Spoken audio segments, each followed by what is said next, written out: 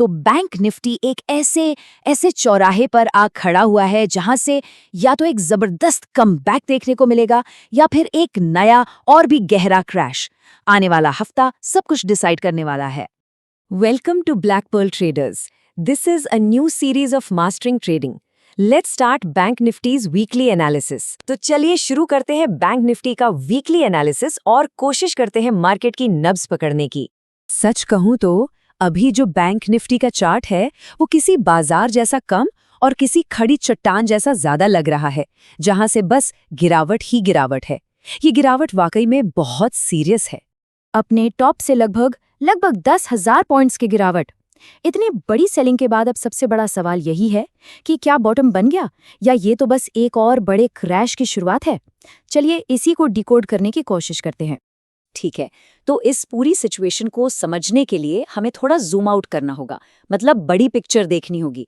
और इसकी शुरुआत हम करेंगे मंथली चार्ट से, जो हमारी लक्ष्मण रेखा तय करेगा। मंथली चार्ट पर जो स्ट्रक्चरल डैमेज हुआ है वो एकदम साफ साफ दिख रहा है। देखिए, सालों से जो एक हायर हाई बनाने का ट्रेंड चल रहा था वो अब टूट चुका है, और जो इस महीने की कैंडल है वो एक बहुत बड़ी बेयरिश मारूबोजू है। इसने तो एक झटके में ही पिछले कई महीनों की पूरी तेजी को खत्म कर दिया है।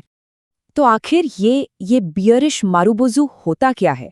देखिए, बिल्कुल आसान भाषा में समझते हैं।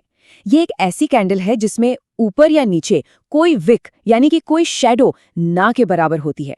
मतलब मार्केट जहां खुला वहां से सिर्फ बिकवाली बिकवाली और बिकवाली, सीधा क्लोजिंग तक। ये दिखाता है कि सेलर्स का कंट्रोल कितना एक्सट्रीम है।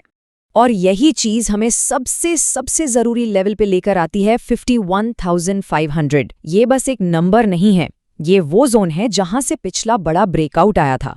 इसे बुल्स का आखिरी किला भी कह सकते हैं। एक बात को अच्छी तरह से समझ लेना जरूरी है। अगर महीने के आखिर में मार्केट 51,500 के नीचे बंद होता है तो फिर अगला जो बड़ा सपोर्ट है वो सीधा 48,000 के पास ही है। गिरावट यहां से बहुत तेज हो सकती है। अब मंथली से एक स्टेप नीचे आते हैं वीकली चार्ट पर, और यहाँ सवाल ये है कि क्या ये 51,500 का जोन एक मजबूत सपोर्ट है या फिर ये बुल्स के लिए बिछाया गया एक जाल है। पता करते हैं। वीकली चार्ट पर देखिए, 61,700 के आसपास से एक सीधी वर्टिकल गिरावट आई है। अभी मार्केट अपने पुराने स्विंग हाई को ही सपोर्ट की तरह टेस्ट कर रहा है। हाँ, 51,000 के पास कैंडल के नीचे जो छोटी सी विक है वो दिखा रही है कि कुछ बायर्स एक्टिव हुए हैं, लेकिन यहाँ कोई कंफर्म्ड रिवर्सल पैटर्न अभी तक नहीं बना है। अब आते हैं सबसे जरूरी हिस्से पर, हमारा एक्शन प्लान क्या होना चाहिए। अगले हफ्ते के लिए एक क्लियर कट गेम प्लान बनाने के लिए अब हम डेली चार्ट को देखेंगे। इससे पहले एक टर्म को समझना जरूरी है, डेड कैट बाउंस। ये बेसिकली एक धोखा होता है। गिरते हुए मार्केट में एक छोटा टेम्पररी उछाल आता है जिसमें बहुत से लोग फंस जाते हैं और फिर मार्केट और तेजी से नीचे गिरता है। बहुत मुमकिन है कि 51,500 पर जो अभी हो रहा है वो यही हो।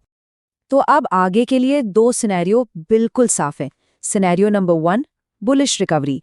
अगर मार्केट 51,800 के ऊपर होल्ड कर जाता है, सस्टेन करता है, तो एक रिलीफ रैली हमें 53,200 तक ले जा सकती है। लेकिन सिनेरियो नंबर 2, बियरिश कंटिन्यूएशन। अगर 50,900 का लेवल 15 मिनट के चार्ट पर भी टूट गया तो फिर समझ लीजिए कि 49,800 और 49,200 के दरवाजे सीधे खुल जाएंगे। चलिए इस पूरे प्लान को और भी आसान बना देते हैं। यहाँ एक सिंपल चेकलिस्ट है जिसे अगले हफ्ते के मार्केट को मॉनिटर करने के लिए इस्तेमाल किया जा सकता है। स्टेप 1, सबसे पहले 51,500 के लेवल पर नजर रखनी है। ये हमारा मेक और ब्रेक सपोर्ट है। स्टेप 2, तेजी का ट्रिगर है 51,800 के ऊपर टिकना। अगर ऐसा होता है तो एक बाउंस आ सकता है। स्टेप 3, मंदी का ट्रिगर है 50,900 का टूटना। इसके नीचे गिरावट और तेज होगी। और स्टेप 4 जो सबसे जरूरी है, रिस्क मैनेजमेंट। 51,050-900 के नीचे का ब्रेक एक क्लियर सिग्नल है कि सपोर्ट फेल हो गया है। ठीक है, तो अब एक फाइनल रिकैप कर लेते हैं। इन सारे जरूरी लेवल्स को एक जगह समराइज कर लेते हैं ताकि कोई कंफ्यूजन ना रहे। तो ये हैं वो नंबर्स जो ट्रेडिंग स्क्रीन पर होने चाहिए। 51,500 हमारा मेक या ब्रेक सपोर्ट, 51,800 के ऊपर तेजी का सिग्नल, 50,900 के नीचे मंदी के जारी रहने का सिग्नल और ऊपर की तरफ 53,500 एक बड़ी रुकावट, एक बड़ा रेजिस्टेंस का काम करेगा।